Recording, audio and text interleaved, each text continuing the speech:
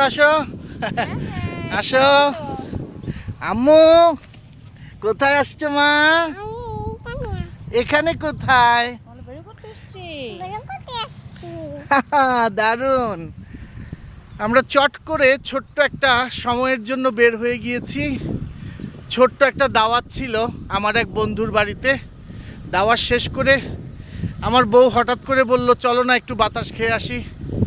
আর আমি নিয়ে আসলাম আমার পছন্দের প্রিয় জায়গাটা এত সহজে আপনাদেরকে মুখে বলতে চাই না, দেখুন পরে কমেন্ট করে জেনে নেবেন।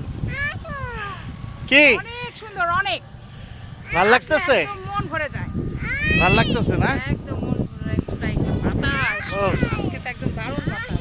Thank you. আমার বউটাকে অনেক সুন্দর লাগছে না? একটু মজা করলাম।